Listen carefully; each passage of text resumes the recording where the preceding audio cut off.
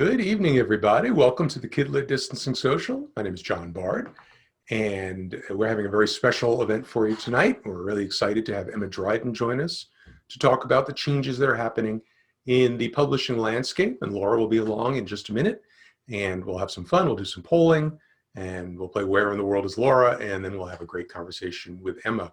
I know there's a lot of new folks that are joining us, so I wanted to just take a minute to introduce ourselves and tell you exactly what this is. First of all, we are the folks behind Children's Book Insider, the Children's Writing Monthly.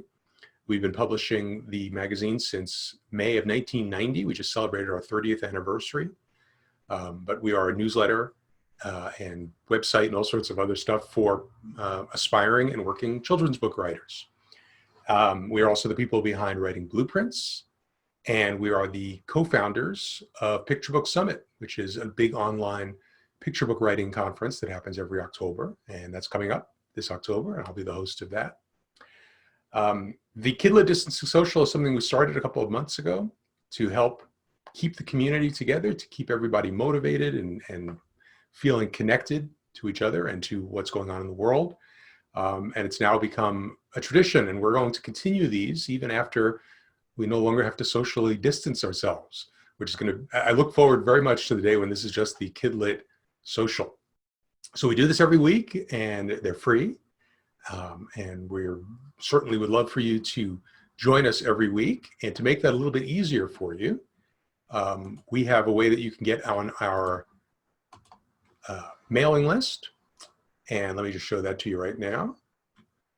And not only do we get on our mailing list, but you're going to get something really cool for free. It's a gift that we've put together to celebrate our 30th anniversary. It's called the Ultimate Children's Writing Cheat Sheet, and you can see everything that it has in it. It's meant to be kind of a definitive resource for kind of the basics of what you need to know to be a children's book author. It's totally free, and you can get it by going to the address you see right there on the screen, writeforkids.org/ultimate-cheat sheet. And that way you will not just get the free gift, but you'll also be on our list so that we can send you every week what the topic is for the upcoming Distancing Social, the login link, and then the link to the replay in case you can't make it live. So you want to get on that list, and again, you get the free gift, and there's no obligations. It's writeforkids.org, ultimate cheat sheet. So one thing that I just wanted to say on behalf of Laura, and let me stop the screen share for a minute. You know, the world is changing, has changed dramatically just in the last couple of months. And we're all trying to make sense of it, and we're all trying to be better as a result of it. So one of the things that we want to do moving forward is not just tell you things, we want to listen. We want to learn. And we want to understand how we can all move forward together in a positive way, in a respectful way. And so we're going to be bringing on diverse voices, and we're going to listen, and we're going to give you the chance to listen, and then we're going to ask questions and learn more. This week, we have Emma Dryden, who is going to talk about how the publishing world has changed. COVID-19 on its own was a dramatic change for publishing, and what's happening now, of course, is I think will be a positive change for publishing. Next week, we're going to have a Black author, screenwriter, and sensitivity reader, Patrice Williams-Marks. And Patrice will help us understand how each of us can be a positive and constructive part of the conversation moving forward. So we don't have the answers, so we want to get them, and we want to listen, and we want to share them with you. And move forward in a positive way and toward a better America and toward a better future, and to write books for children that help them become part of all of that. So with that said, I am going to start sharing again. And I'm going to introduce you to Laura. Laura Backus, for those of you who have not met her, is the publisher and founder of Children's Book Insider. And she will be your host tonight. And I want to thank you for listening. And in just a second, Laura's going to be here.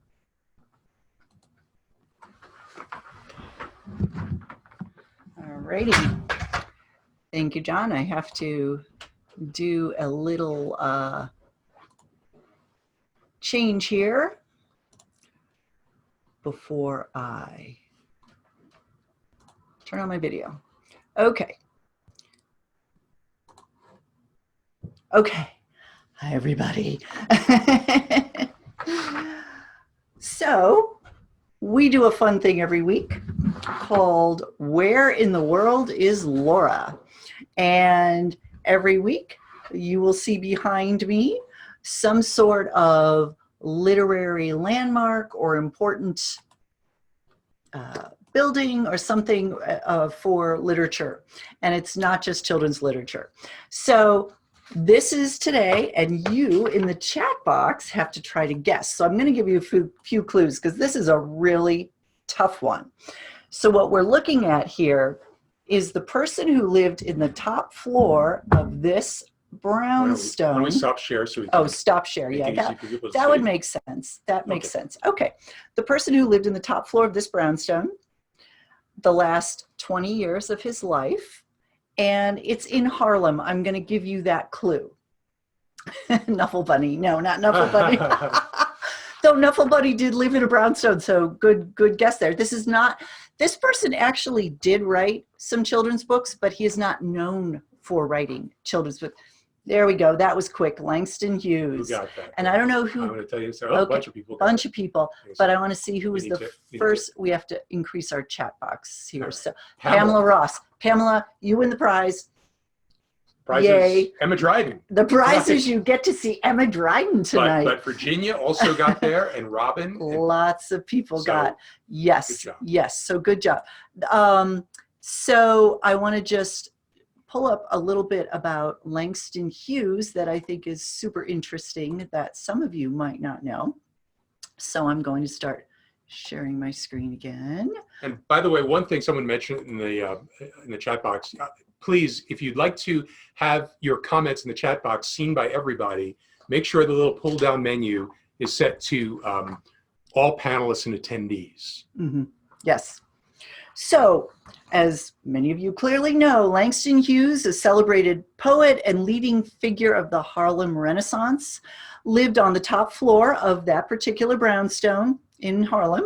It was called a row house, actually, from 1947 to 1967. And while he lived there, he wrote many notable works centered around African-American life and culture, including Montage of a Dream Deferred and I Wonder as I Wander. Now, here's the interesting part. He did write some children's books.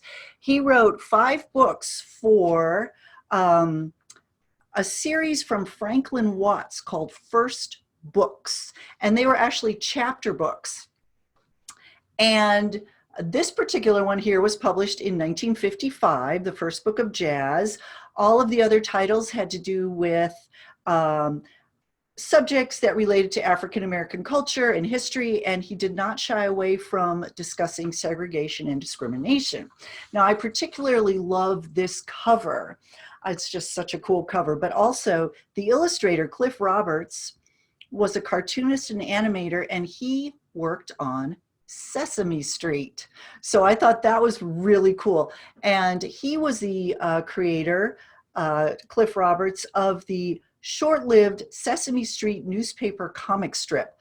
I didn't even know that existed. I clearly had never seen it. And I don't know if any of you ever saw that, but I thought that was a cool little bit of trivia. And then the other book, That Is My Dream, was published in 2017. And that is, it uses Langston Hughes, one of his most celebrated poems, Dream Variation, as the text. And it is about the dream of a world free of discrimination and racial prejudice. And it was illustrated by Daniel Miares, who's an incredible illustrator. So that is just a really cool thing to check out. Okay, so now we are going to continue on. Celebrate. This is something we do every week where we celebrate the successes of our CBI family, who we are so proud of. So this week we've got 3 great ones. Andrea Denish published her debut picture book, Everyone Loves a Parade, in March, with Boyd's Mills and Boyd's Mills Press and Cane. Yay, Andrea. And here's what she writes. Thank you so much for hosting the Kidlit Distancing Socials. I've been a subscriber to CBI, a multi-year attendee of Picture Book Summit, and a participant of many other webinars and blueprints. The guidance I've gained from the two of you and your guests have been invaluable, so we should all celebrate. So thank you, Andrea, for saying that, and thank you for being a part of what we do for so long. Clearly, it's paid off. No, we hope we played a tiny, tiny little part in that, but good for you. That is a great accomplishment. Teresa Nielsen self-published 3 picture books last year and recently self-published her first young adult novel, Last Chance Boys, and her husband did the illustrations. So yay, Teresa, that is wonderful. And Linda Lee Rogers self-published her first picture book, When Grandma Comes to Play. And here's what she says. She used Archway Publishing, and she said she has managed to get it into a lot of local gift shops, children's bookstores, hotel gift shop, and a golf shop in her area in Newport Beach, California. So good for you, Linda, for some really great marketing there. And she said she's visited a lot of kindergarten classes with this, and she was inspired to create a children's rap song to go along with the story, which she has made a YouTube video out of. So if you go on YouTube and Google or put in the search bar When Grandma Comes to Play, you can see her rapping. So that's really awesome. So congratulations to all of you. We're very, very proud of you. So we want to hear your good news. So if you have anything to celebrate, and it doesn't have to be the publication of a book, it could be that you found a critique group, it could be that you finished the first draft of your young adult novel, it could be anything that you want us to help you celebrate, please email mail@writeforkids.org and put celebrate in the subject line, and we will feature you on a future distancing social. And as I like to also add every week, please also use that particular email if you want to contact us for any reason. If you have questions, if you want to find out more about what we do, anything like that, please use that email. Please do not message me on Facebook because I probably won't see it. And I probably won't answer. I use Facebook messaging to send funny animal videos to my son. So this is a great way to reach us, even if you forgot your password and can't log in and get your newsletter. This is the email you use, mail@writeforkids.org. And I do have some more celebrates that several of you have sent me in the last couple of weeks. We skipped last week, so I'm catching up. Don't worry, we'll get to you next week. The reason we skipped is because we wanted you to have a chance to watch the Kidlit for Black Lives rally that was on at the same time. And if you missed that, it was incredible. Some of the best voices in Kidlit were on there talking to kids, to parents, to teachers, all about what's going on. You can see the replay on YouTube. I'll send the link out tomorrow when I send the replay. John will include the link. Also, if you just go to YouTube and type in Kidlit for Black Lives Rally, it will come right up. It's worth watching. It's a little over 2 hours and it was incredible. So, we're going to take a poll. Okay. So, as John said, this week we're going to talk about, we're going to have you answer the question, who's your favorite animal sidekick? And Zoom's a little slow here. There you go. So we've got some choices here. Max from How the Grinch Stole Christmas, Chester the cat from Bunnicula, Drover from Hank the Cowdog, Piglet, we all know Piglet, Patrick the Starfish. That was mine. John had to throw in Patrick there. I love Patrick. Gotta love some Patrick. Not really a children's book, but you know. You know. And Mudge from Henry and Mudge. So we're going to vote here, see who's the winner, who's the favorite animal sidekick. We love those sidekicks, don't we? And again, folks who are on Facebook, sorry, this only works in Zoom, but you could post in the comments Who you like, and I will let Laura know. And John will add those to the poll. This is very scientific, you know, so pay attention and take some time to think through your vote here. So we're going to go about another 10 seconds here. Give you all a chance to chime in. I could see who's in the big lead here, but everything can change at the last minute. Got to get in those last minute votes. So we got 5, 4, 3, 2, 1. We had a vote for Piglet. Pauline on Facebook voted for Piglet. Leslie voted for Max. Okay, well, we're going to show you the results here. Zoom, again, is a little slow tonight with the poll. Must be a lot of people polling on Zoom tonight. Okay, and you can see Piglet wins by a landslide. Gotta love Piglet. I love all of them, frankly. And, you know, if you guys aren't familiar with Hank the Cow Dog, it's really fun. It's a chapter book series, and Drover's hysterical. So they're both. Hank is hysterical, too. So thank you for taking our very scientific Kidlit poll. Yeah. Merca says, I don't know any of the other ones except Piglet. Well, there you go. Now you got to go read some books. Got to go watch some SpongeBob. Go watch some SpongeBob. Okay.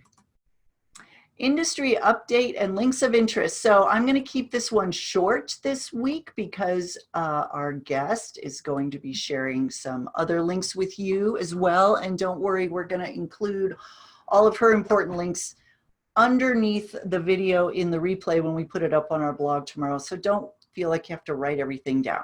But here's a few things I just wanted you to be aware of. So Kobo, which is a Canadian-based company that sells ebooks, audiobooks, e-readers, and tablets, if you're not familiar with them, they you know, have customers worldwide, but they're based in Canada. And they have an ebook self-publishing platform called Kobo Writing Life, kind of like Amazon Kindle. Anyway, there, if you're a self-published author and you decide to use Kobo as one of your platforms, they're offering a new option for library distribution through Overdrive, which is, of course, used in the United States with libraries. Libraries can either purchase the ebooks as a one copy, one user model, which is traditional, meaning that they have a copy of your ebook, only one person at a time can check it out. And then the author gets 50% of those sales.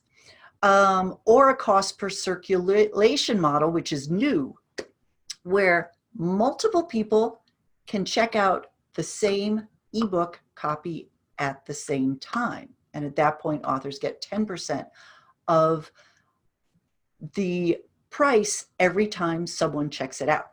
So basically what this means is, and this is the reason why I'm bringing this up, libraries are relying, as we know, a lot more on ebooks right now and audiobooks because they're closed, or they, like our library here, has curbside pickup. But again, it's not like where you can go in and browse and really check out a lot of books at a time. So as we know, a lot of people are reading ebooks, using audiobooks right now.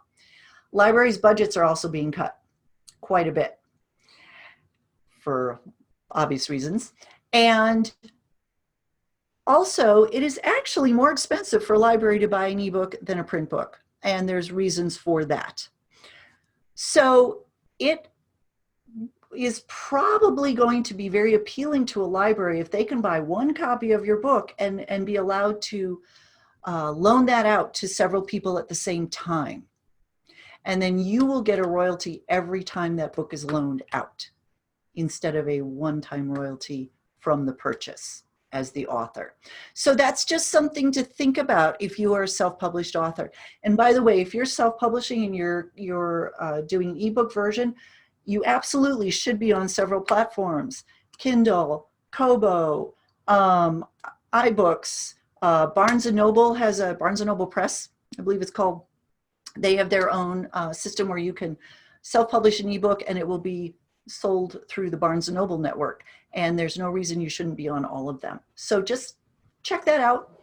You can also just Google Kobo Writing Life. That's their self-publishing service, and get that information. Barnes & Noble Kids Summer Reading Program, for those of you who have, kids at home right now, allows kids in grades 1 through 6 to earn a free book after they read 8 books. Now there's this long link here. I tried to find a shorter link. There just isn't one. But if you just Google Barnes & Noble Summer Reading Program 2020, you'll get the information. Kids have to fill out a journal with all the books they've read, and then they take their journal into the store. In the month of August, they get a free book. But here's another reason I'm telling you this. On this summer reading program site, they have created a lot of great reading lists for different age groups. Now, we always tell authors that you should read at least 100 books in the age group you want to write for. And you want to get those books from different sources. You want to look at awards lists. You want to look at special lists put together by certain groups that maybe revolve around a topic. You also want to look at what the bookstores are selling. Barnes & Noble is going to compile lists of the books that are their best sellers. And it's also very valuable for you to be familiar with those books. You want to analyze them and figure out, why did this book sell so many copies? What is it about this book that really appealed to such a wide audience? So this is a great place for you as an author to go and find lists of books to read as well. And finally, I wanted to tell you about this organization called EmbraceRace.org. And it is dedicated to providing resources for parents on talking to kids about race, equality, and justice. And they especially use children's books as a vehicle for starting these conversations. And they have all kinds of information on that site about how parents can use books to start these conversations. And they have a lot of book lists on there that are also very good for you to look at, either as a parent or as a writer. So I think that even if you don't have kids, looking at their information on how books can be used to start conversations with children on big issues. If you are incorporating big issues into a book you're writing, I think that is information that you should be looking at, and it might help you use your book in a better way, or write your book in a way that is more useful for those types of conversations, that lends itself better to those kinds of conversations. So this is all great information for writers as well as parents and teachers. Okay. Now I get to introduce my special guest. I'm so excited.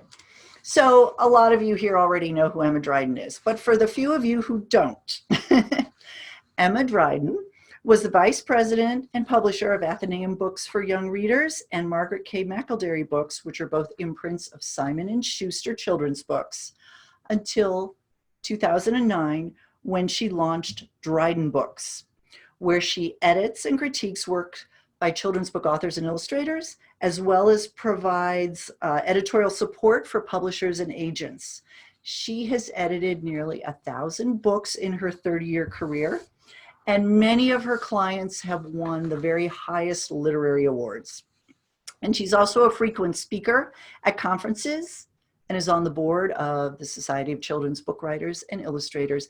And I can think of no one better to be my guest tonight to help us all start to wrap our heads around all the recent changes in the publishing industry. So Emma, please turn on your camera and microphone and join me.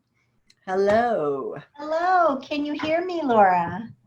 Yes, we can. Great. Everybody hear Emma okay? Yes. People are saying they can. Good. Well, thank you so much for joining us tonight for this big talk.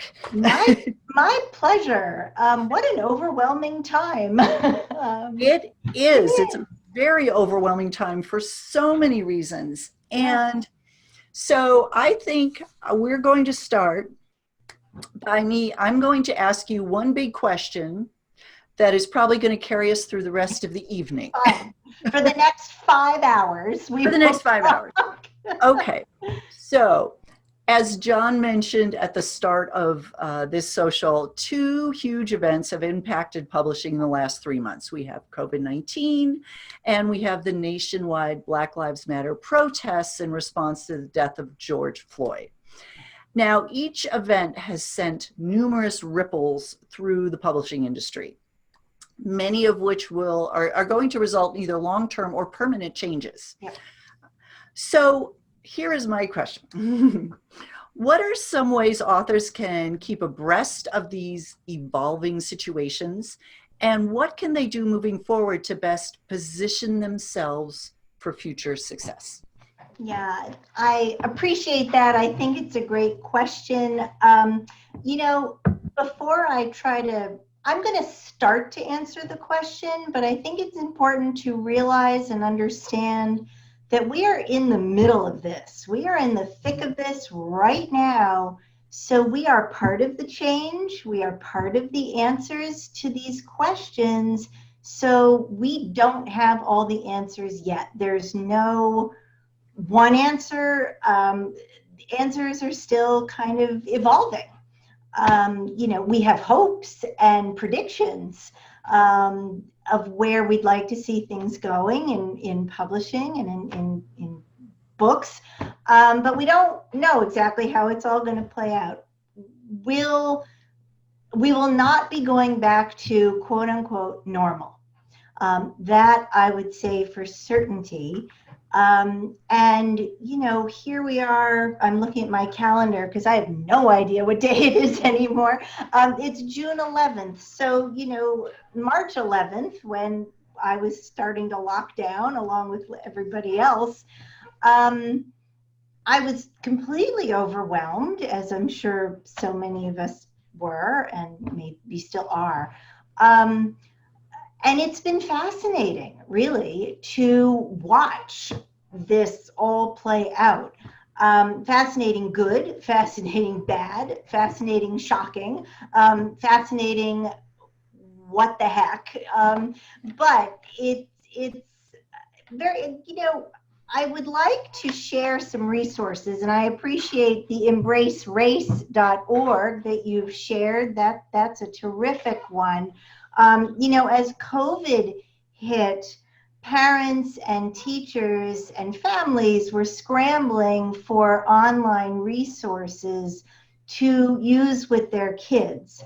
And so an enormous number of resources developed that could help, again, people teaching their kids at home, teachers talking to kids through Zoom, whatever way this was all happening.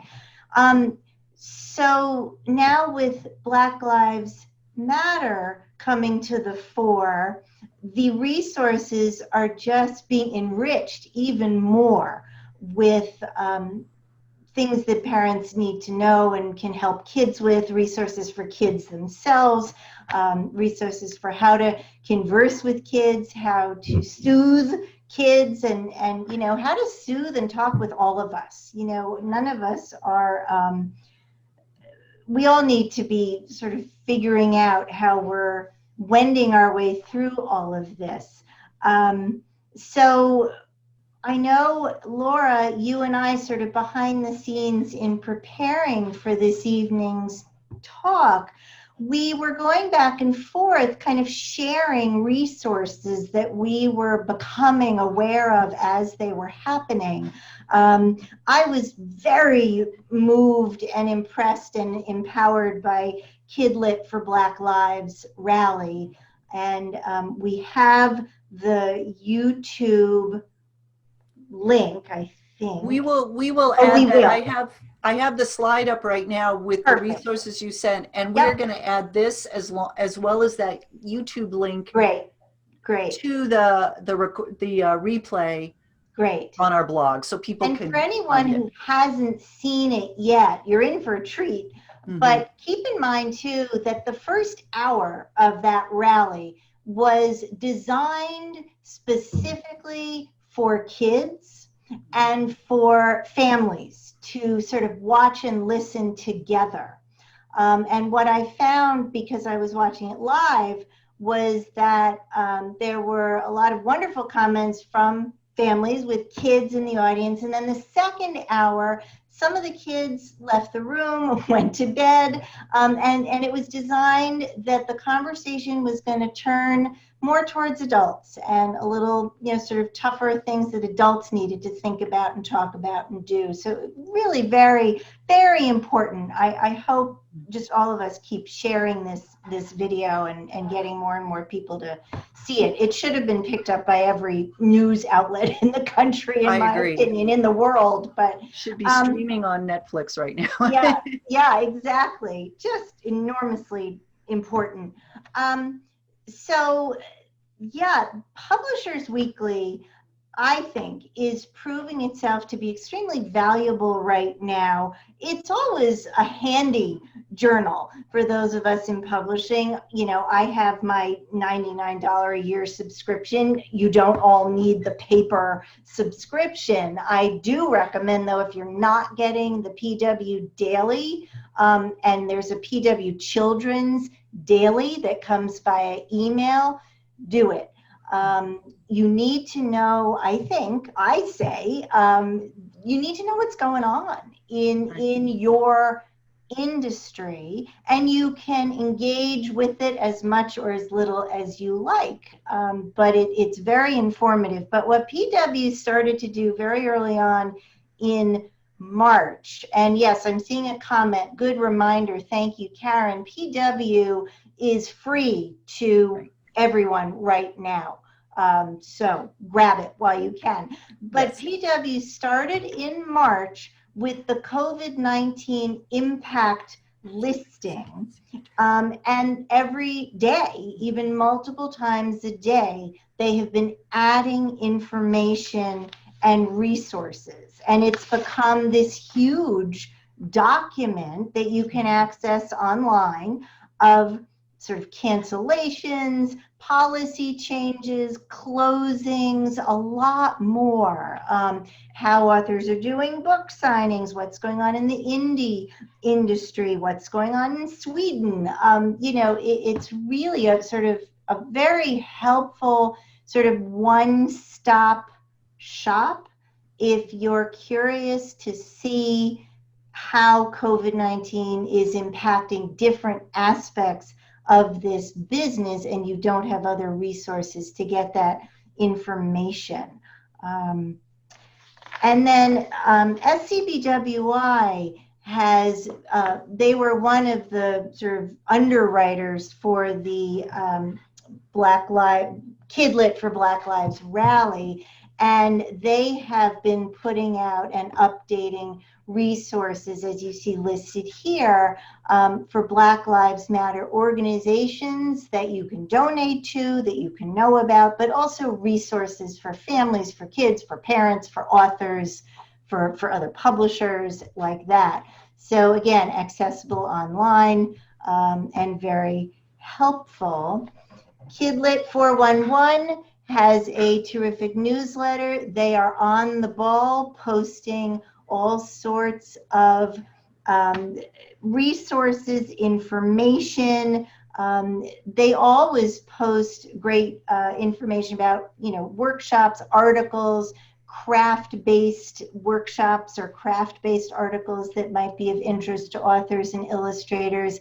But right now, too, they're focusing on resources that are pertinent and germane to the period we're in right now, being impacted by COVID-19 and becoming more aware and educated and active regarding Black Lives Matter in relation to publishing. Right.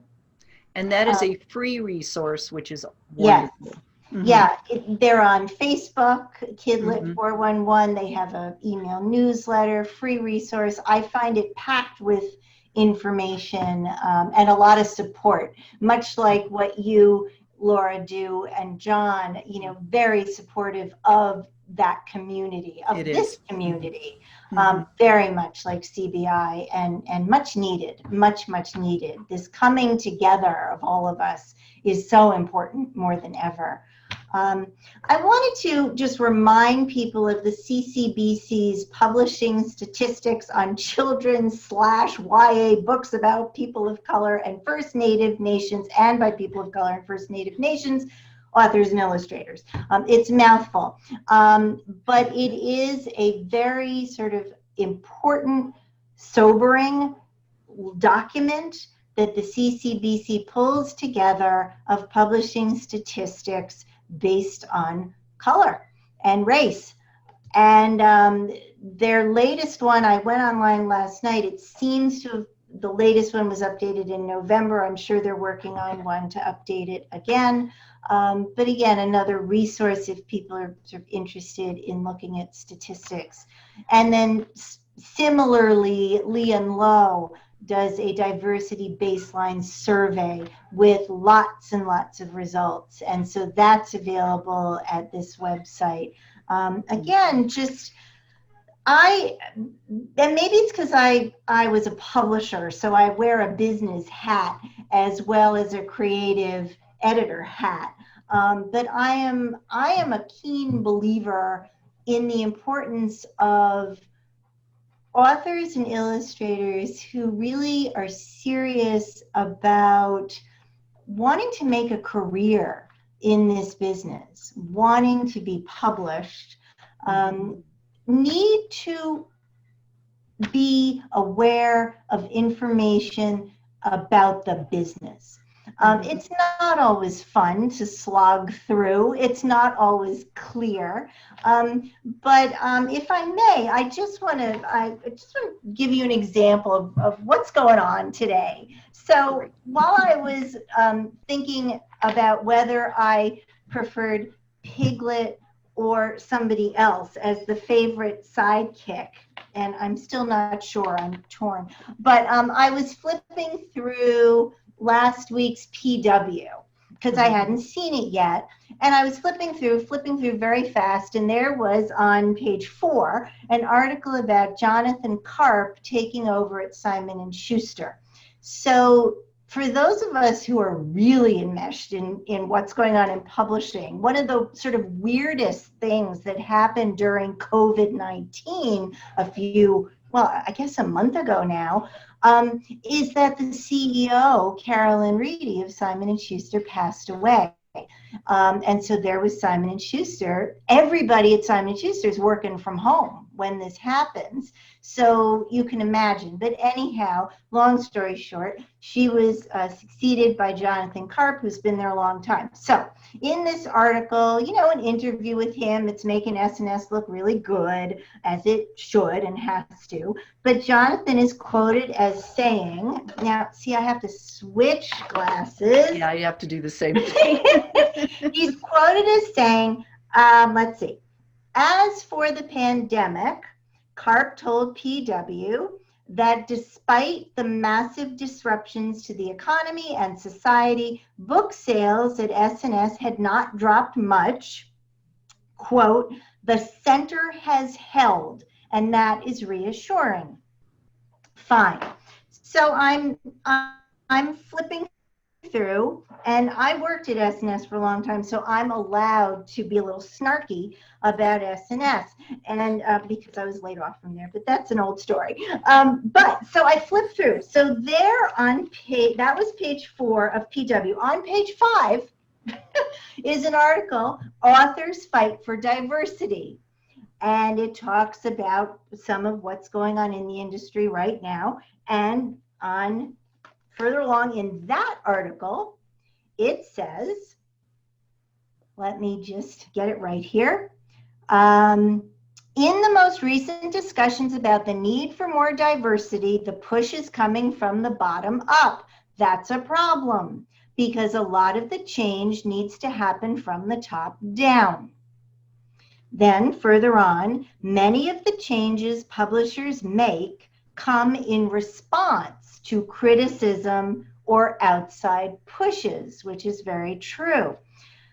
Publishing is sort of the old battleship that if it needs to turn, You better have a lot of time to let that baby turn. It's an old industry. It's an old gentleman's industry. And I'll go further. It's an old white gentleman's industry. Okay, so, and then finally, there's a quote in that same article.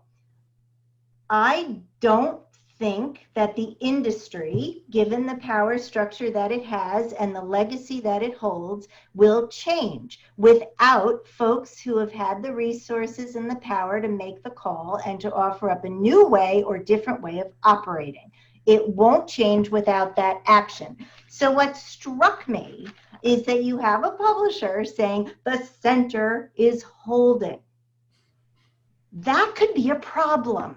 Now, from a sales point of view, sure, great, good. You want to hear that S&S sales, by and large, are holding steady. Thank goodness. But when you go further than sales, now we need the center of publishing to not hold the way it's been. We need change from the bottom up, which is happening, with a lot of Black voices, diverse voices screaming now because they haven't been heard before. And, I'm totally in support of that, having been on all sides of the desk. But we also need the change coming from the top. So if the top at publishing companies think that the center holding is okay, we have a problem. So here we are, and I'm eager to see. This was June 1, where this was sort of stated. We're in the midst of this. This is just kind of happening now, that things are starting to unhold a little bit. But I think for the good. For the good. It's rocky. It's not always clear, but for the good. I'm like spewing here, Laura, because this is a passionate time. Of course it is. Yes. And do you think that change from the top down is more likely to start coming from the smaller and independent publishers more quickly than the big corporate publishers? Because the big guys have shareholders to answer to. They have a big corporate. They're often owned by non-publishing entities. Yeah. And I just wonder. I'm just curious what your take would be on that. As you're asking the question, if we had been talking 5 years ago, I would have thought yes. But today, I'm not so sure. I think I'm suspecting that publishers are paying attention. They had better be. God help them if they're not. I'm sorry. But they should be paying attention to the conversations going on Twitter. This paid in publishing hashtag, which is really addressing the inequity of Black authors versus white authors in how they're being acquired, and if they're being acquired, how they're being paid, all of that. This is where just one example of, I think, how the larger corporate publishers can take a leading role here. And letting it trickle down into their own companies to show that they are changing their hiring practices, let alone acquiring more authors who are Black.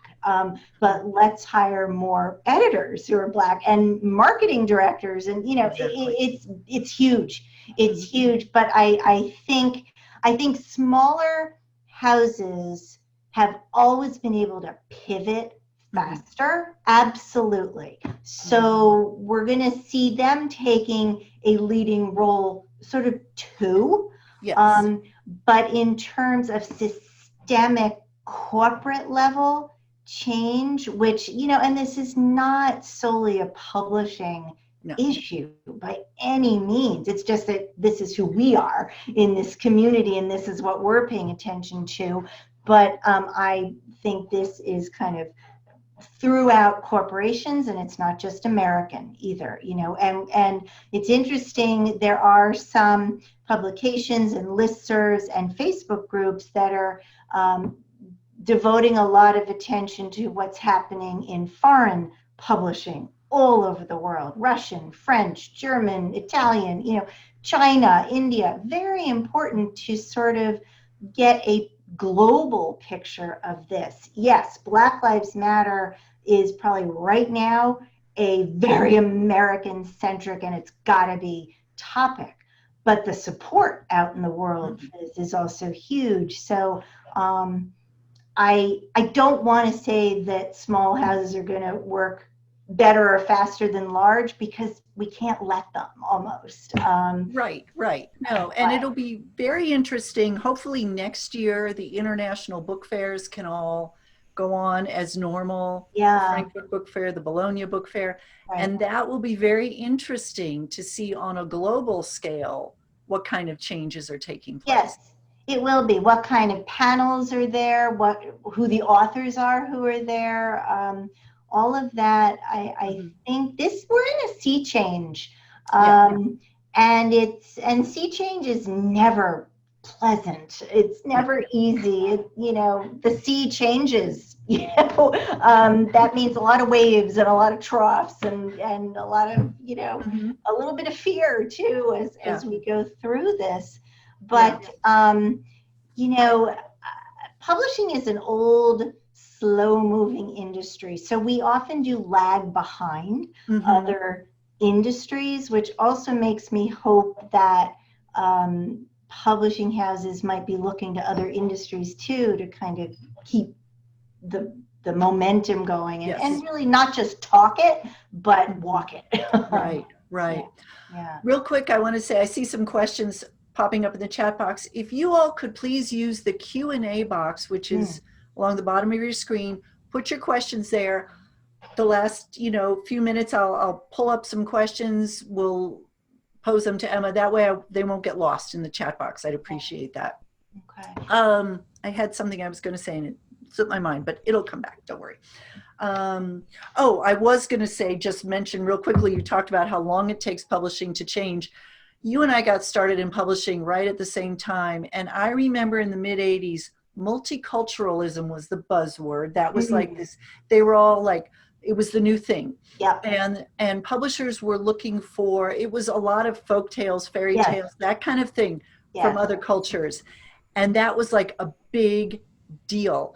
And then I think Lee and Low was really one of the first publishers to start having different diverse characters in their books that weren't folk tales. They were just stories that featured diverse characters or diverse, and diverse authors and illustrators. And that was their whole mission statement, really. Yes. And that was such a new idea. So that was mid 80s, and that's 30 years ago. It is, isn't it? And it's like, you're right. It's like we've come about 5 degrees since then, but should have come a lot farther. We should have. And, to be perfectly honest, and I've seen some of this discussed. I've been part of some of these discussions just this week with other publishers and editors. There is a truth to the fact that those in larger publishing houses who were making the acquisition decisions, there was sort of the refrain that the audience for Black books, the audience for multicultural books, the audience for Hispanic books was too small, or weren't there. So from the purely corporate bottom line perspective, for a long time in the 80s and for the long time, the last 30 years, this has been an unfortunate refrain. If we can't sell enough copies in the broader market, then we're not going to acquire this. This has started to change. It needs to change more. That way of thinking is wrong, and the onus needs to be more on publishers finding the audience. Yes. If they don't know where the audience is, I mean, they should by now, and but this Well, has been and a that history was in the business, yeah. right, and that was going on an assumption that only Black people are going to read books Right. with Black characters, and Right. only Right. which is ridiculous. Ridiculous. Yeah, and that's certainly hopefully been proven wrong. We have like a lot of the authors on that Kidlit rally, Jason Reynolds, Kwame Alexander. I mean, these incredible authors that are read by everybody. Exactly. So exactly. Yeah. And that's I did see a question scrolling, which is what would I suggest to African American authors right now? And you know what? I would say submit your work. Submit your work, raise your voice, put yourself out there into the pitches on Twitter. Some agents I've noticed are opening themselves up to African American authors for the month of June or whatever it is. I think now's the time. If you have work ready to go, or get it out there. Query agents, query editors, if they're open to queries, some of them are opening to queries. Right. And this sort of goes back to this question I think a lot of people have of what are editors and agents doing during COVID-19? And they're working. They are working. Some are working flat out. They're all working from home still, as far as I know. And I have read that publishers, particularly in New York, are not opening and letting their employees back into the office until at least September. So, but they're working, they're acquiring, agents are pitching to editors. That system is in place. So there's no reason not to proceed with submissions and queries and that process. If I will say the sort of caveat to this is if your work is not ready to submit, get it ready. I'm still a believer in don't submit too soon before you're really ready or before the work is ready. So you can hustle though to get it ready. Do a little hustling, raise your voice, and get your work out there. And you know what? There's room for everybody's submissions. With an agent, for example, saying I'm open to Black authors this month, that doesn't mean that she'll never be open to white authors again. Right. Let's be thoughtful and realistic about this. Every editor is still going to want as diverse a list as possible. So just put your work out there, but still do it professionally.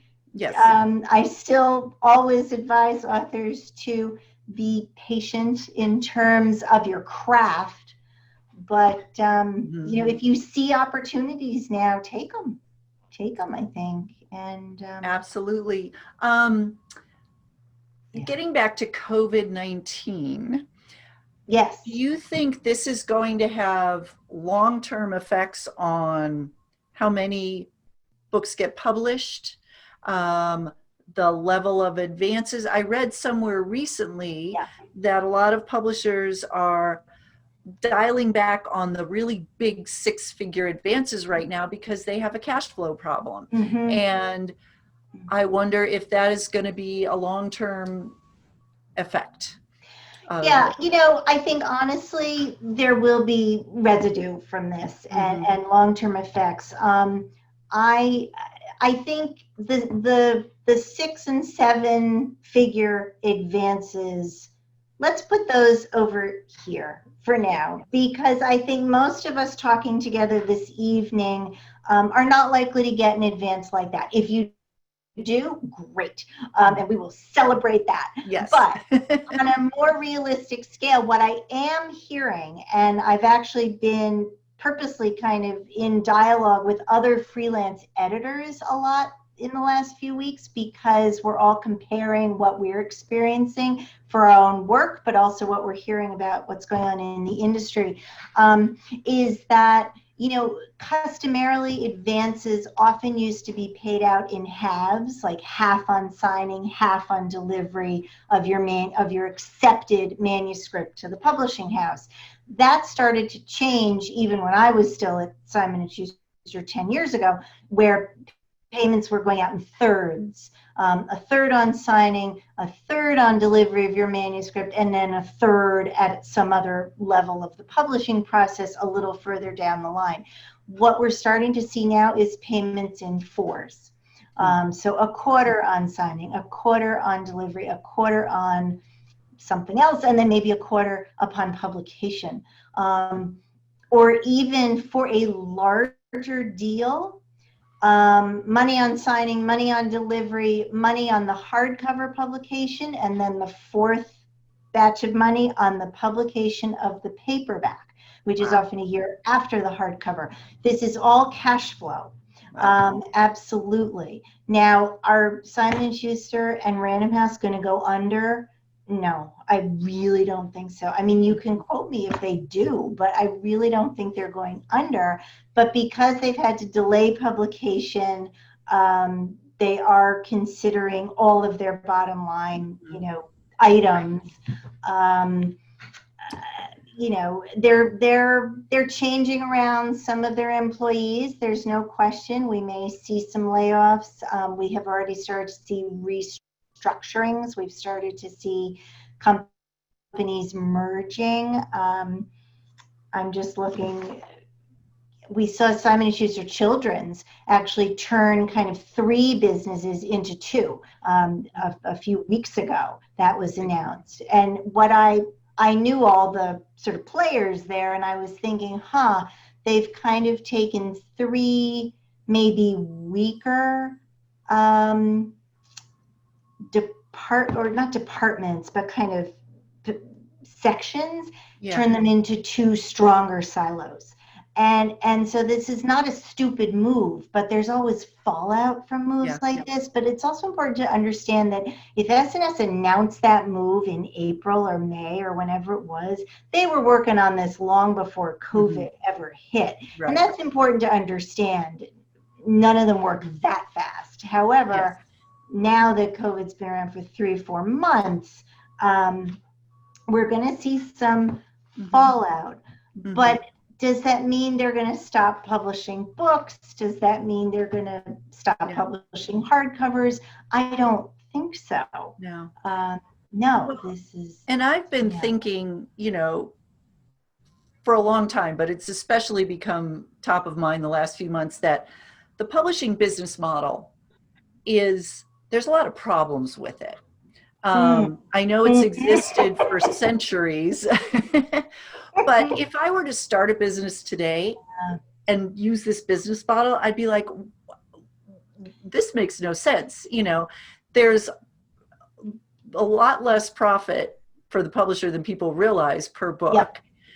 The costs are huge. You've got a lot of people making a little bit of money, including employees, by the way. Yes, you know, those editorial assistants and the assistant editors and those people, I mean, I was one of those, you were one of those, trying to live in an expensive city on that salary is... With many roommates. My first salary, I'm not afraid to say, was $11,500. That was exactly and you worked at Random House, right? Yes. Yes, that was Random House's that was their base salary. That's right. Yes. And even in the mid-'80s, that was ridiculous. It was tough. You had to have roommates. Yeah, and then and I think that is part of the reason a lot of people, minorities, aren't more in publishing, because it was sort of a rich white person's business. Right. It was for trust fund kids, not that I had a trust fund, but you know, kids whose parents could supplement their income, who could live at home while they were working. It's ridiculous, you know. And then you have you know, a few authors who get paid these huge advances. And then everybody else, and then because the publishers put so much money out there, they can only pay a $5,000 advance to a new author. So And then the books are printed overseas, and it just feels to me like maybe this is an opportunity Yeah. to revamp a lot of things that aren't working very well. You make really good points, Laura, and I'll add to that that it's a business that accepts returns, which has always boggled my mind. Yes. Again, I think it stems from the gentleman's business that it was, where you had the Simon and the Schuster, who were real men, and Bennett Cerf at Random House. These were gentlemen who got together over martinis, and then sort of schmoozed with the booksellers. And to make it all nicey nice, publishers said, well, sure, we'll accept returns back from you if you don't sell the books. And this is also gives a huge hit to the bottom line of books. It goes into the decisions that are made on profit and loss statements and all of that. I think we're talking about a complete overhaul, really, of an old business. And yeah, it would be interesting to see. I'm seeing a comment, maybe they should move out of New York. Well, there is that too. New York City was the basis where all these men lived. And quite right, the rents are astronomical. So are we going to see a complete overhaul? Maybe. But wow, that's like tearing down a city and rebuilding. It is. But It's yeah. Maybe it's enough of a shakeup at different levels to create good change that at the very least is more than just a start, but that really, has an impact. Yeah. But, well, let's take a few questions here. So John Sure. has I one do from have one from Facebook. Okay. And this is a question. Hi, everybody. This is a question we could also we'll save and ask for Patrice Williams Marks, who's our guest next week. Sensitivity reader, and screenwriter, and author. But we'll run this by you too. Sheila asks, do you think today's movement will affect who's accepting multicultural manuscripts? In other words, will the market for multicultural books grow? Or diverse books, yeah. Diverse books. That's the sort That's of. Yes, I think so. I think we're seeing it already. Like we talked about, I think the emphasis right now is on Black authors, and rightly so. This is a very important issue we're living in, but this is going to expand as well into authors of color, authors, other. I think, efforts had started to be made some years ago in this area. Own voices. We need diverse books. These are very important. I don't know it's not a movement, and it's also not a trend. I want to be clear on that, Laura, and I know you and John have been talking about this as well. Let's not think of Black Lives Matter as a trend, please. No. Let's not think of own voices as a trend. I see this in query letters that I get with this trend of own voices. It's not a trend. This is publishing today. This is just, but there's room. There's room at the table. I'm convinced there's room at the table. I hope I'm not proven wrong for everybody. But yes, I think there will be more agents opening to, eager for properties by people of color, Black people, other people, because editors are going to be clamoring for it, because publishers know they better make some changes, because people are watching, people are tweeting. They are, yes. Twitter's a very powerful force. It is. Well, it's a little scary. Yes. Well, when I do my research for our newsletter every month for our at Press Time marketing section, I'm finding more and more agents who are actively seeking own voices submissions. And so that definitely says that they know there are publishers active or editors actively wanting those. Exactly. So I think it's definitely a good time. I think too, in tandem, what's going to happen too is that we're going to see more agents of color and more Black agents and then more editors as well. I mean, this is this is referencing, change within publishing from the top down. This isn't just about the books they acquire, but it's about the people they hire. And so you're absolutely right, Laura. Historically, publishing was not seen as a particularly sort of lucrative business to get into. No.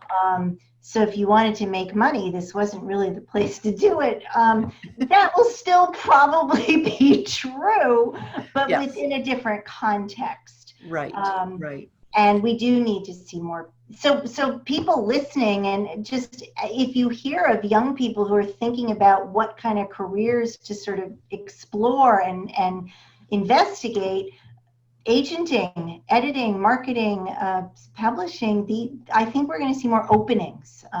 So that's good too. I do too. But getting back to the point of craft is still important. No matter who you are as an author, even if agents are saying, yes, you are a minority, you are a diverse author, we want your work, it doesn't mean you can submit a manuscript before it's ready. Right. That's still very important. Right. And I'm seeing a comment which I think is really important in the sidebar here, just to say, understanding that a lot of Black writers are experienced, they are ready.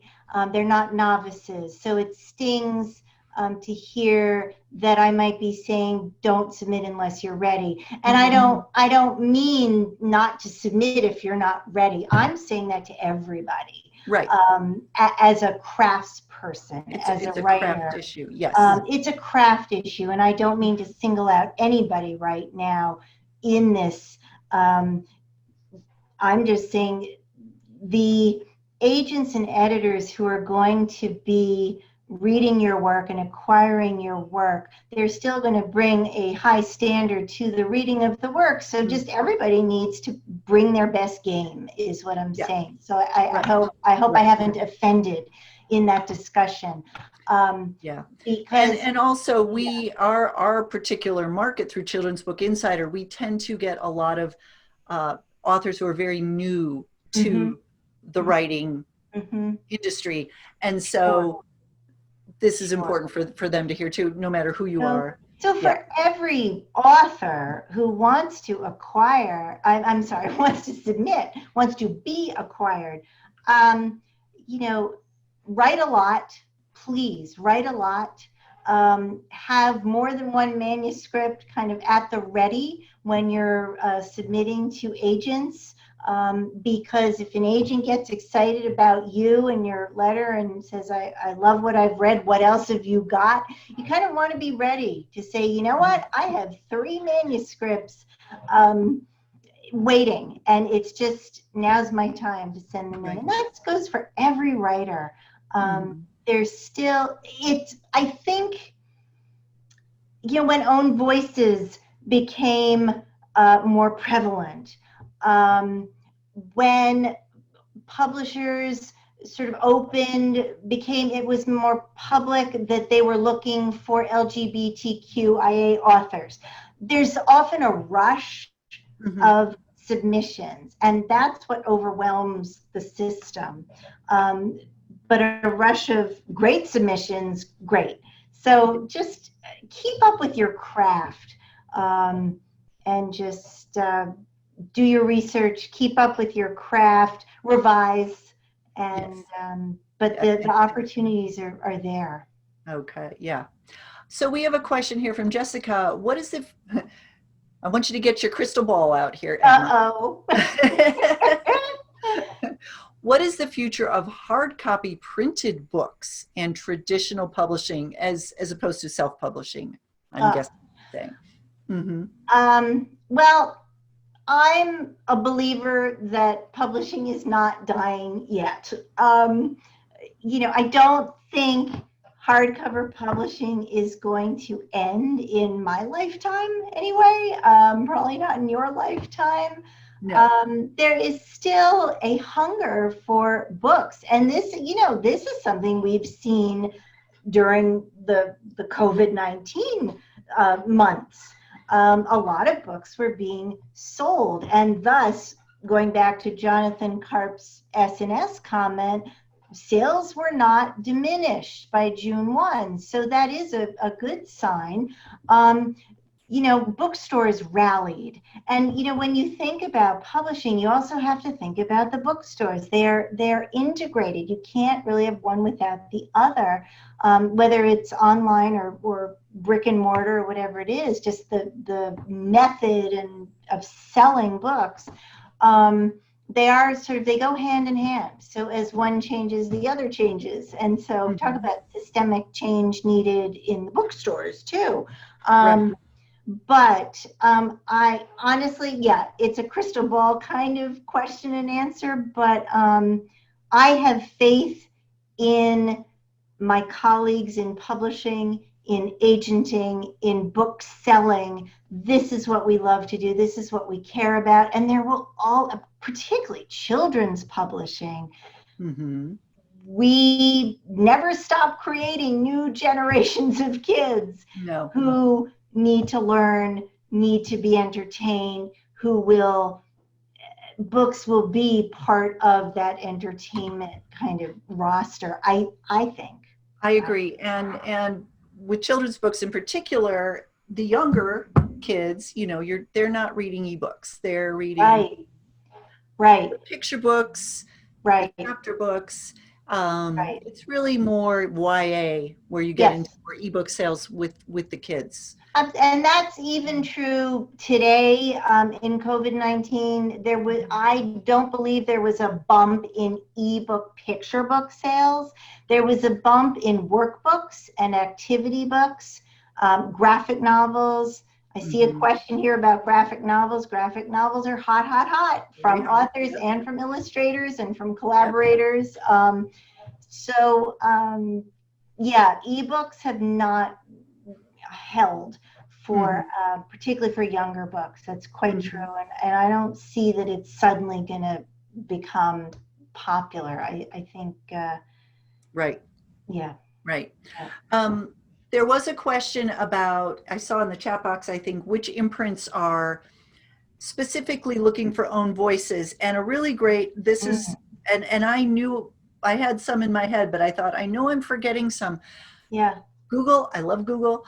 Google children's book imprint diversity or own voices or anything like that, and you're going to come up with lists. I'm just going to name a few of them here because this is, publishers have been making some steps toward this. Again, we feel too slowly, but we got to give credit where credit's due here. So so there is, I'm just going to name a few here. Deneen Miller Books is a division of Simon & Schuster, and that's African American authors and illustrators for readers of all ages. And that was just announced a little over a year ago. Kokila, a division of Penguin Random House. And this is an inclusive community of authors and illustrators, stories that reflect the richness of our world. So they're looking at all kinds of diverse voices there. Levine Quierdo, that's Arthur Levine's new imprint. Distinct focus on building a platform for underrepresented voices. So people of color, LGBTQIA creators, indigenous creators, writers and artists with disabilities, those from minority religious backgrounds. So there's a lot. And so again, Google is your friend here. Harper has a couple of new imprints for indigenous authors and authors of color. It's interesting. These are fantastic imprints with this specific kind of focus, and those are worth researching, and thank you, Laura, for that list, and you can look up more. But it's interesting, if you follow, because I'm a publishing nerd, if you follow Shelf Awareness or any of the sort of online places where you can see some information about recent acquisitions. I'm starting to see, and like PW Daily has this too, that yes, imprints that are focused on diverse authors are acquiring, but a lot of other imprints that don't have that necessarily specific focus, they're also acquiring a lot of authors of diverse backgrounds and Yes, color and exactly. all that. So I think it's an industry-wide effort. But if you're interested in specific imprints like Versify, that's Kwame Alexander's imprint, you know, they are out there more and more. We're going to see more and more of Right. them, I think. And I wonder if those imprints, there was one, Salam Reed's, Yep. I believe That's at Simon and Schuster. that was Simon Schuster as well, and Yeah. that focused on Muslim Yep. stories. And I wonder if those imprints do have people in the marketing department and that kind of understand how to market those books Mm-hmm. a little better than just the general. Well, I think that's absolutely true. I mean, when you establish an imprint like that, it's not just the editors who are sort of part of the establishment of the imprint. There's a lot behind the scenes at the publishing house where you're also assigning specific designers to the imprint, marketing managers, publicists, sales reps, you know, and if you're going to establish like a Coquila imprint at Penguin, you damn well better know not only how to bring those voices to you to publish their books, but how to sell those books. So just what we were talking about before, there's no excuse now to sit around the acquisition table for publishers to say, we don't know who the market is for this book, or we don't know where we can find, you know, 5,000 to 10,000 people who might buy these books. But that is part of the sort of effort of establishing imprints, because that's a mandate that you don't just acquire the books, you have to publish them well. And that's very important. And so when you see an announcement of an imprint, know that a lot of thought has gone into that in the background as well. Absolutely. Yeah. And someone here asked, what about Latinx authors? Yes, I mean, Wow, yes. very much so. Yeah. Nope. Yeah. Yeah. Yeah. Yeah. The door is open. The door is open. Absolutely. Yeah. Now I am seeing some questions here about, can white authors write about Black characters, etc., and that sort of thing.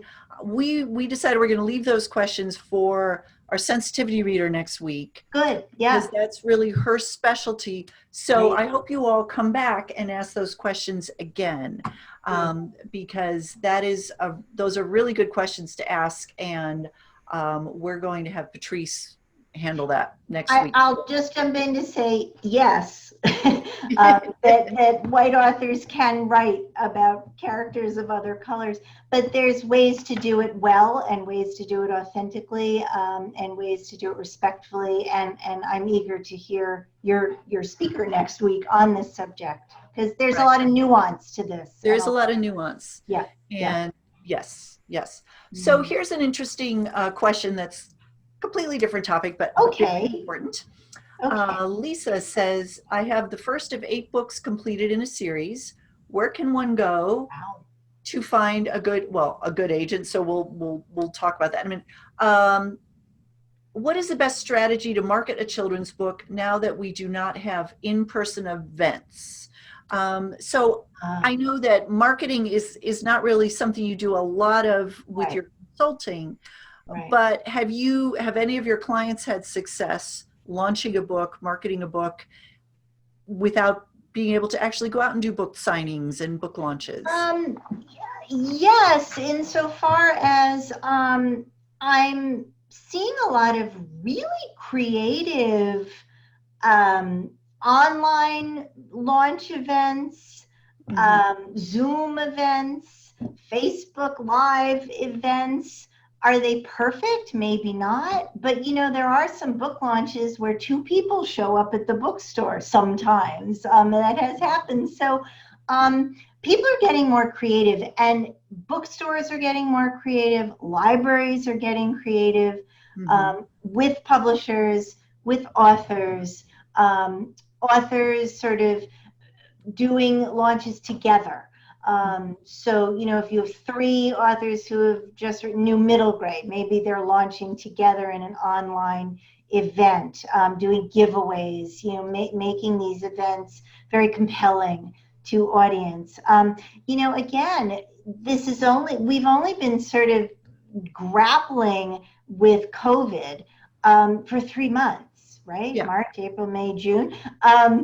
It's still really new. We're still, so I think people have really pivoted fast for book events. Now, yes, publishers did delay publication, and I think that makes sense. That's how publishers responded. We can't publish this book. Let's just delay until we sort of get our ducks in a row and understand what is happening. Publication dates have started to ramp up again now, I believe. I think that's what I'm seeing. I can't speak to specific sort of online marketing campaigns or things like that. It's not my area. I think a really good way to learn this is first join the Kidlit 411 Facebook group. Yes. Which has an enormous community, very supportive, a lot of very experienced writers as well as more beginning writers. Right. And if someone announces on there that they have a book launch and they're doing a Facebook book launch or whatever, attend it. Good idea. Yep. First of all, to support them, but also see how they do it, and I think the best way to learn is to let someone else do the heavy lifting and then see what they do and see what you liked, what you didn't, what you might change. And I think that's a good way to get a sense of how to do a lot of this stuff. That's a great idea for learning and also for supporting your fellow authors and artists. You go to their launch, they'll go to your launch, and it makes it that much more engaged and broad. That's a great idea. Yeah. Yeah. So I'm just going to ask you a couple more questions. I've kept you way longer than I promised. I'm having I told you we're going to talk for 5 hours about all of this.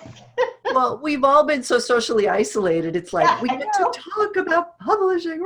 We haven't had all the lunches that people usually have in the industry and stuff. So. Gosh, I haven't had a martini lunch in a long time. Oh my gosh. Probably not since 1984. Yeah. That's another publishing tradition that. Right. Good old tradition. Yeah. No Probably longer. a good thing. No longer. So this is an interesting question that I have gotten myself. Do you have any idea what will happen with manuscripts that contain school scenes and social scenes like we had before COVID? Things that aren't reality right now. Obviously, we hope that we'll go back to normal classrooms, normal Exactly. But if someone is writing a book that takes place today, do they need to work in the details of what our life is like right now? That's interesting. Again, we're still so new that it's hard to know. We're going to see books set during a pandemic, right, and a shutdown, and a stay at home, and all of that. And those are going to be fascinating. They're going to be very interesting, fascinating. I'll tell you though, I'm digging through other PWs that I looked at.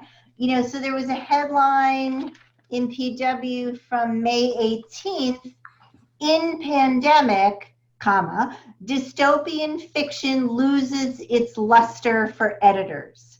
No surprise, right. But it also would concern me that if an author sent in a manuscript today about COVID-19, that means they've only worked on it for 3 months, which isn't enough. Even for a picture book, you people, revise it like 6 more times and send it in, in 6 months maybe. But this reminds me of when we were working after 9/11, where we knew we were going to get a lot of submissions about 9/11 with 9/11 as part of it. Um, there was a sensitivity to that sometimes it's too soon to Right. start putting those books out into the market when everything is too raw. Now it was a different circumstance, but I think what we did find as publishers after 9/11 is that the books that we wanted to acquire and the books that sold a lot, which we did expect, were the books that kind of emphasized family, safe and sound, connection, friendship, maybe survival stories as well.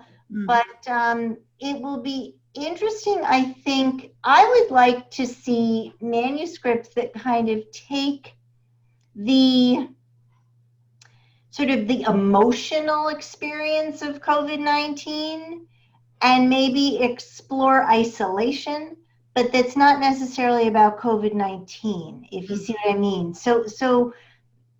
But it will sort of resonate with what families have been going through in the last few months and may still go through. Yeah, I think It'll be interesting to see. it is interesting. And I think too, it depends on what kind of book you're writing. If you're writing a picture Sure. book, and it's going to be, even if you sell it 3 months from now to a publisher, it's going to be 2 or 3 years before it comes out.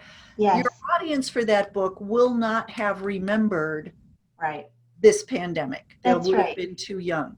That's right. Now, if it's a young adult novel and the circumstances right now work into the plot, Yep. you know, which I could see them doing with Absolutely. a teenager who can't hang out with her friends, Right.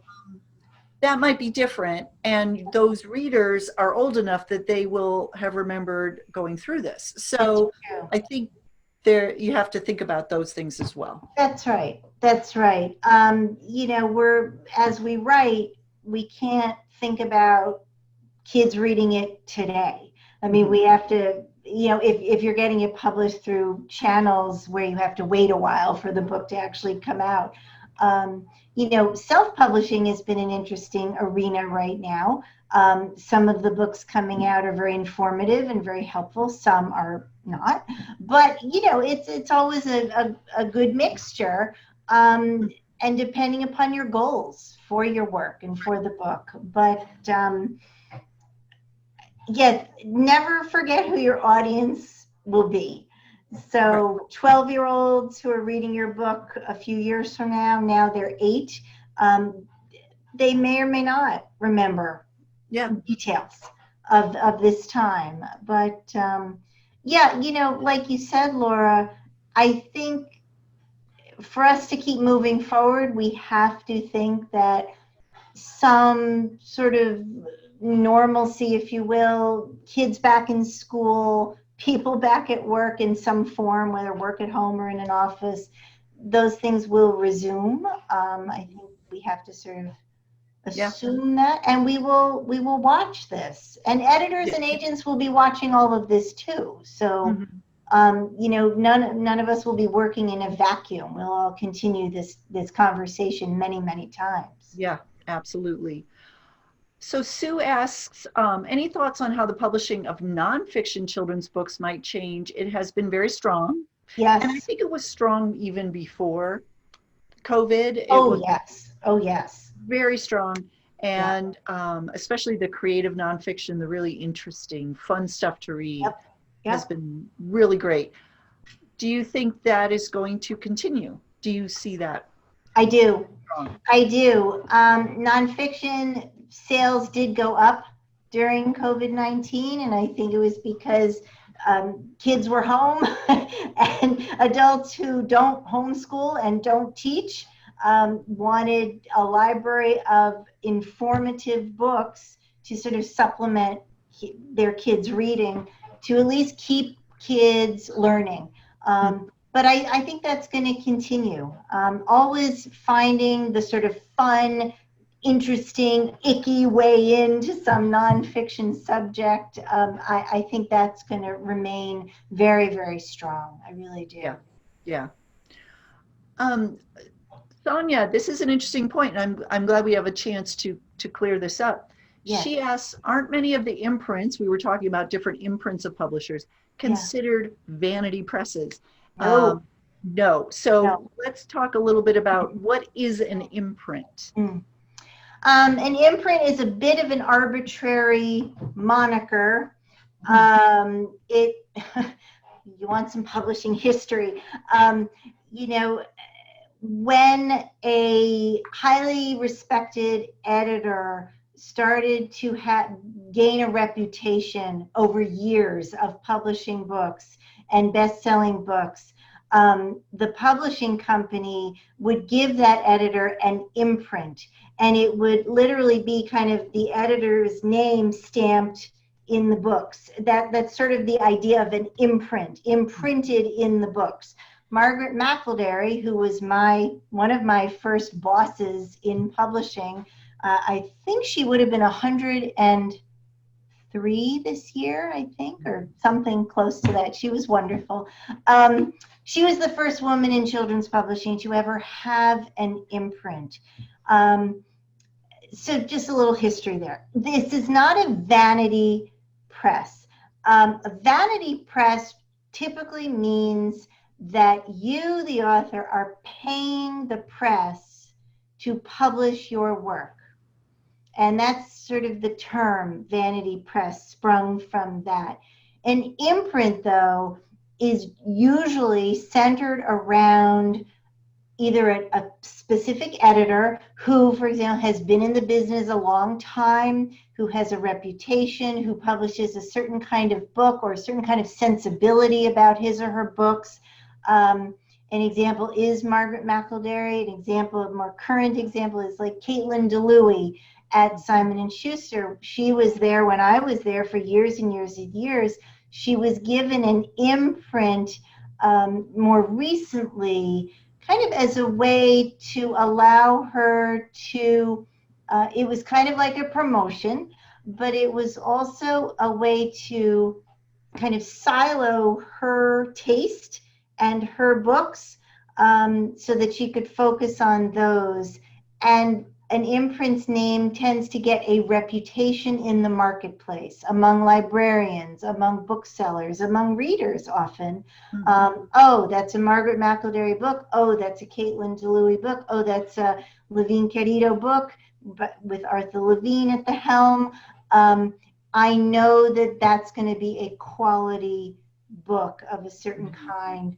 So it is a little arbitrary, but it's a way to kind of departmentalize large publishing houses and large publishing departments to organize them.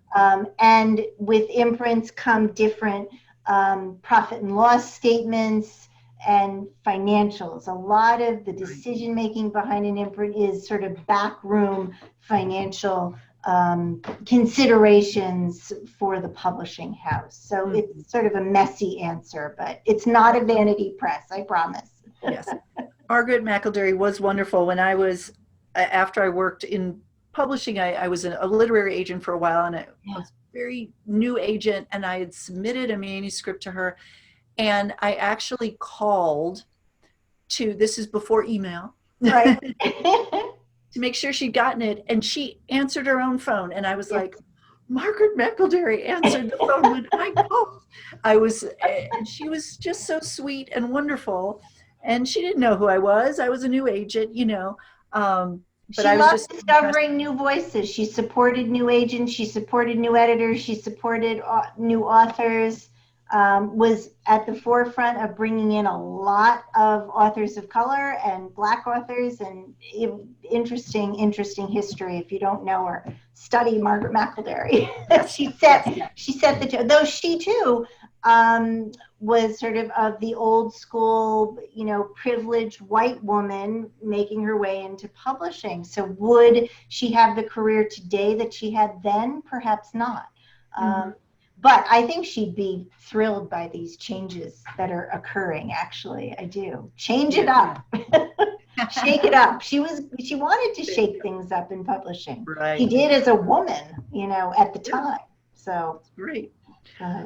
Okay, well, I'm just going to ask you one more question because we've gone way over time, though again, I thank you. appreciate people staying. I I do hope that too. means they're enjoying the conversation. Yes, this has been great. So we've had a lot of questions about how do I go about finding agents, especially agents who are taking own voices, for example. How do I go about finding the publishers? And I can talk on that a bit too, but Sure. what is your sort of best advice for how to research who's Yeah. taking what? Yeah. CBI, Kidlit 411, SCBWI, all of these long established, very helpful resources have information as to how to research agents and agencies. And it does take research. There's no quick answer.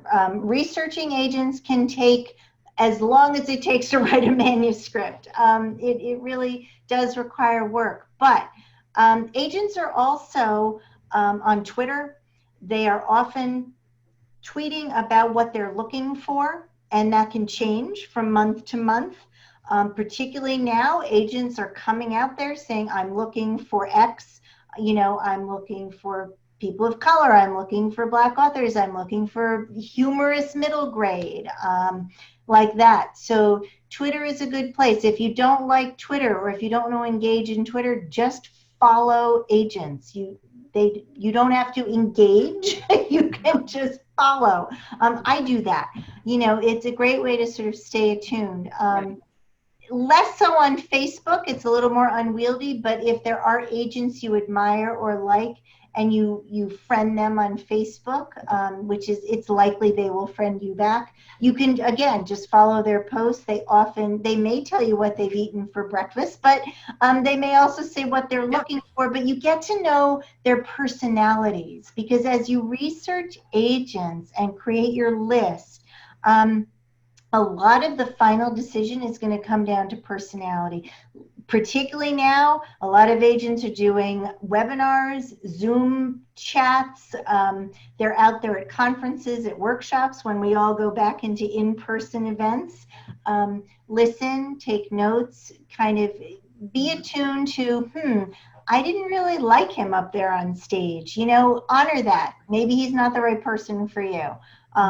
But she's really funny, and I'm writing humor, and maybe our humor would get along. So Yeah. there And are resources. I would like to add to that, a lot of agents and editors also have blogs, Yep. and they often post about the writing process. So it's a great way to get just great instruction, Right. but it also gives you a good sense of where their areas of expertise are, the kind of books they represent, Yes. that kind of thing.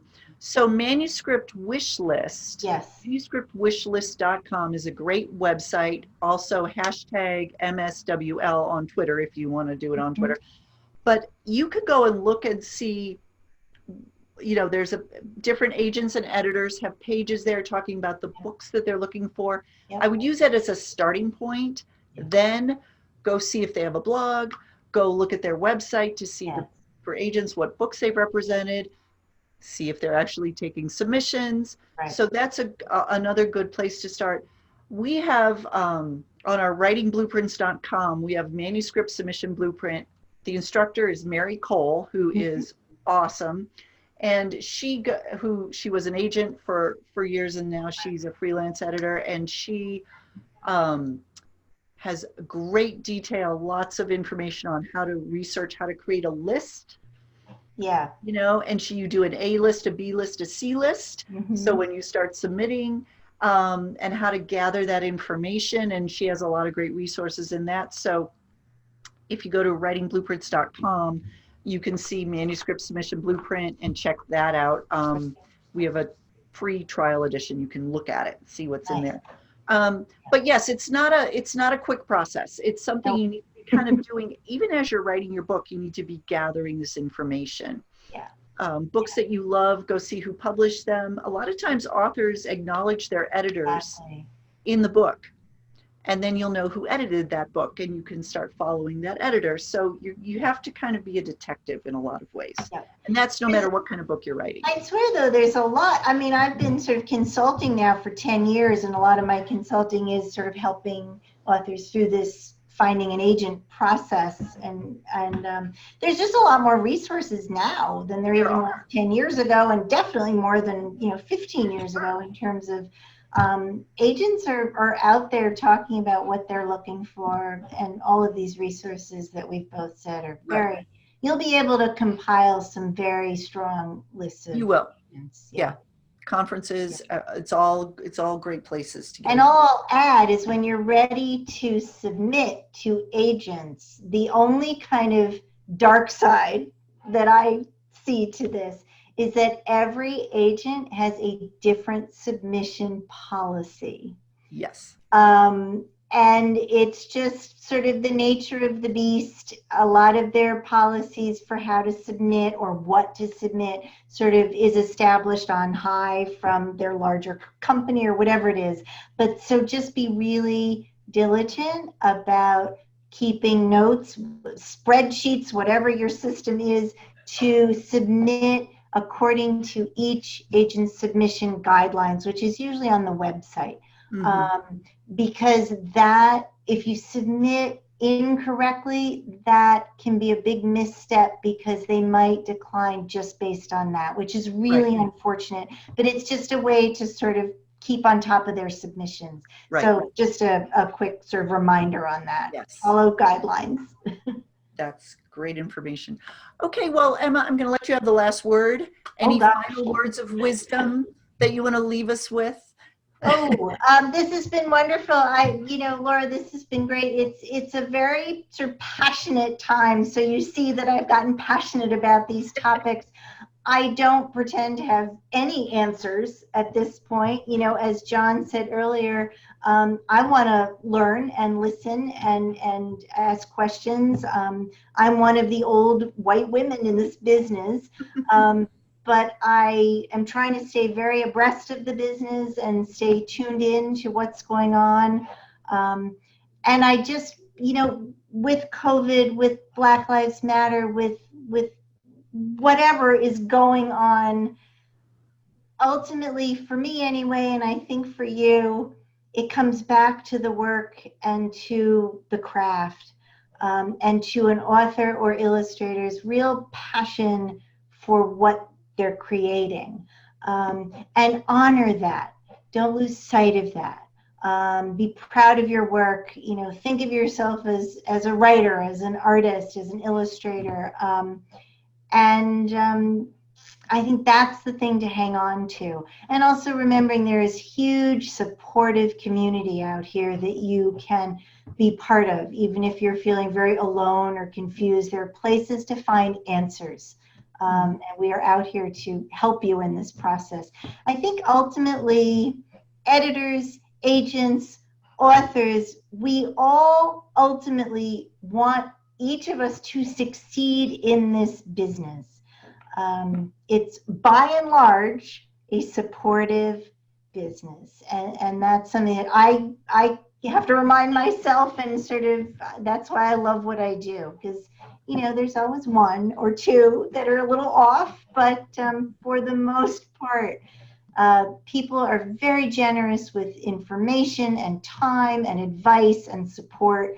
And so just stay in it, even if there are days when you feel like I can't do this, or I don't have a place at the table, or whatever it is. Please stay engaged and stay as sort of positive as you can about this, and we will help you if you're not. We'll try. Yeah. Absolutely. Well, thank you so much, Emma, for my pleasure.